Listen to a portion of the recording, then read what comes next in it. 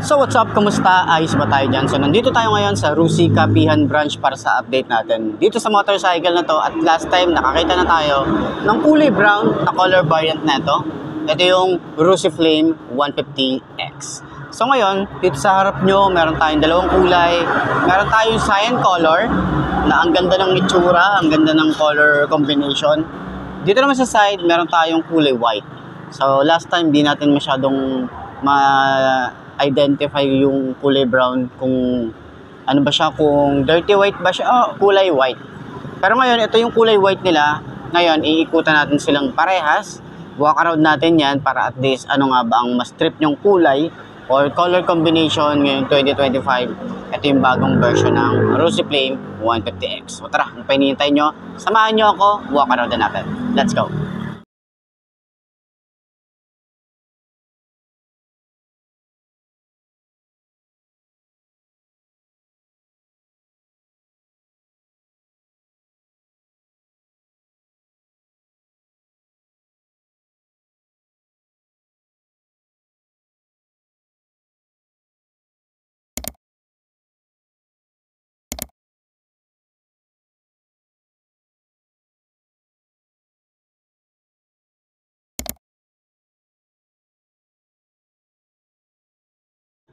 So yun ang mga best, no? Sa mga nagtatanong, magkano nga ba ang ganitong motorcycle ngayon 2025?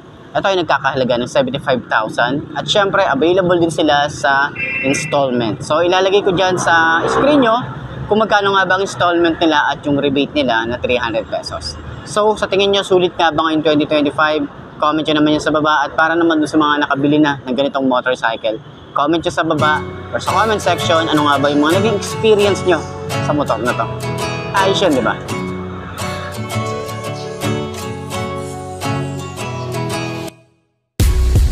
Where did you go when I was down and I needed you most, yeah? Where did you go when I was alone just looking for hope, yeah? I worked on myself, learned a few lessons. Without you I spread my wings to the heavens. But where did you go when I was down and I needed you most, yeah? It was long days and long nights, battling with demons, so tired from the fights, yeah.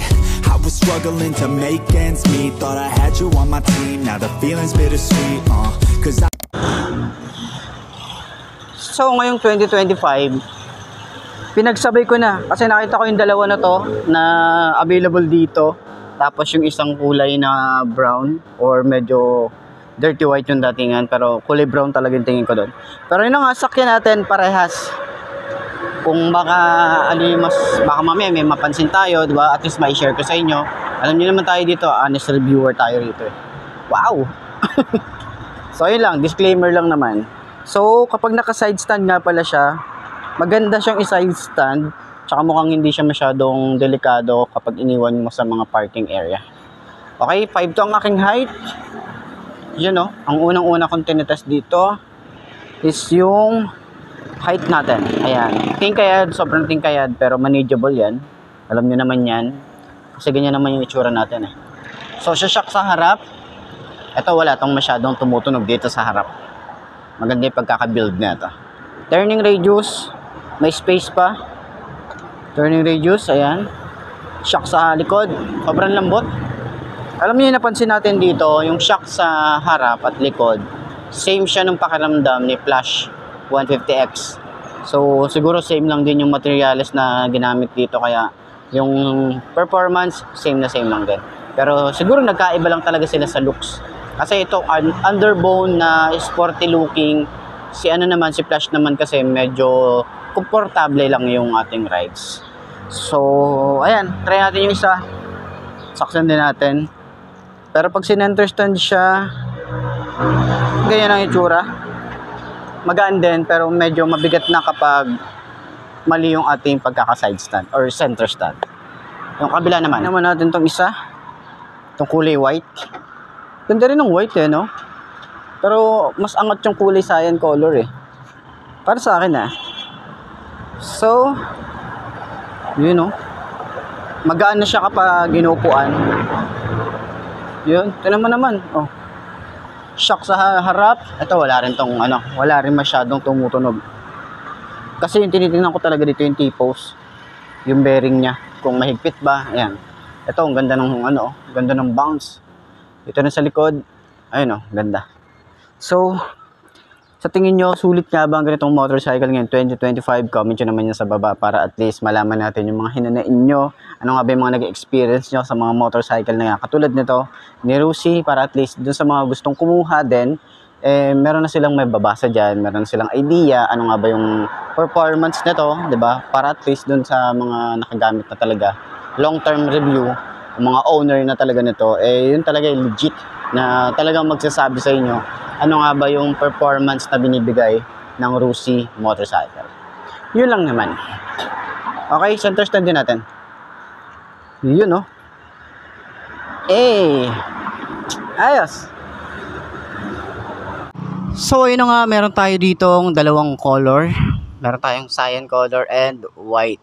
So, alamin natin, ano nga ba yung meron dito? Ano nga ba yung mga mapapansin natin? Compare natin dun sa last time na video natin. Para at least meron tayong idea, ano nga ba yung mas gusto nating color combination or color variant. Okay, so tara, walk around na natin. Mabilisan lang naman. Alam ko, napanood yun na sa unang video natin. Pero ayan, share ko pa din sa inyo para at least dun sa mga gustong kumuha ng iba pa or mga nagtatanong dyan, meron pa bang ibang kulay niyan? Ano pa ba yung mga ibang kulay niyan? Yan. So para sa inyo tong video na to. Let's go!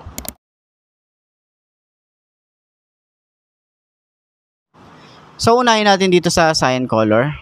Tatakpan natin yung presyo. Ayan. So, baliktarin natin. Ayan. So, ito naman yung cyan color. Okay, wala namang masyadong graffiti dito sa harap. Yung ating ilaw, lahat ng ilaw na to, LED lahat. Okay, maporma. Yung pa rin naman yung looks niya. And dito sa side, meron tayong kulay orange din. Ayan, kulay blue or cyan color na glossy. Last time, matte finish eh. So, naglabas sila ng matte finish na kulay brown. And ito naman, dalawang glossy, white and cyan color. Ayan. So, may Rusi din tayo rito na hindi siya emblem. Okay. So, sticker siya na kulay black. May orange din dito.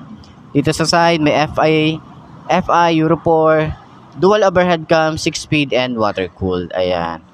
So, mga update din dito. Ayan, binago na rin nila yung kulay. Ginawa nilang kulay gold yung kanilang mugs. Ayan. So, naka single disc brake, dual pot caliper. Ang size ng gulong ay 1790 by 17, naka tubeless. Ayan. So, 'di ba? So, dito sa side, ayan, meron pa rin tayo ritong maangas talaga yung datingan.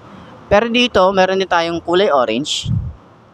Orange din yan. And then, yung flame, 150X. Ayan, medyo hindi lang talaga masyadong basa. Meron tayong kulay red na F and kulay red na X. Ayan. So, dito sa side na to, ito kulay black. Tapos, meron siyang decals na cyan color. So, itong side na to, paint siya. Dito naman, kulay black yung paint. Pinatungan ng cyan color. Yun yung combination dito. Ayan. So, naka monoshock. Magandang tambucho. Naka dual exit naman yan. Ang size naman dito sa likod ay 110, 70 by 17. Naka tubeless na rin. Yung mugs niya maganda rin. Naka single disc brake, single pot caliper. Ayan. So, ang supplier nito ay CRFI. Ayan. Okay, malilito dito. Mga supplier nila yan. Palatandaan nila yan. Okay. So, grab bar. Maganda rin. Okay, solid. Ito, metal. Okay. Sa mga nagtatanong kung metal po ba yan? Metal to. Ayan. Solid na solid yan. So, dito naman is naka-LED rin. Same pa rin ng kanyang itsura. Yung ating signal light. Flexible. Plate light. Reflector. And then lagay ng plate. Ayan. So, dito naman sa side. Okay. So, dito tayo sa kulay white. Sa kulay white, meron tayong white combination. Kulay white. Okay. Tapos, dito sa side, meron tayong kulay blue. Ito rin, may blue rin dito sa side na to. Pero yung mugs niya, kulay gold. Halos lahat ng mugs nila kulay gold na. Ayan, meron tayong kulay blue. Okay. White din na to. Ayan. Ayos, diba? Naglalaro-laro sila ng kulay ngayon. So, ayan. Yan yung ating mga bagong color variant ngayon 2025 ng Rusi Flame 150X. So sa tingin nyo, ano nga ba ang mas sulit sa inyo?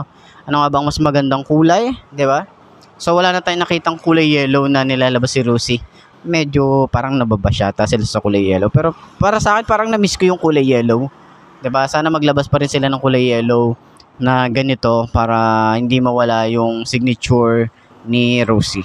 Yun lang naman, yung suggestion ko lang naman kasi yung logo nila eto, 'di ba? Yung kulay yellow na logo. Pero kagandahan kasi kay Rusi ngayon, isa na lang yung nilalagay nilang sticker sa harap na lang. Hindi na masyadong tinatadtad.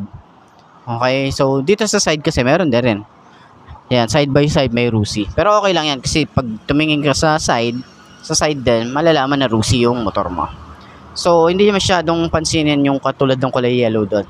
Okay, yun lang naman. Share ko lang naman sa inyo. Ayos.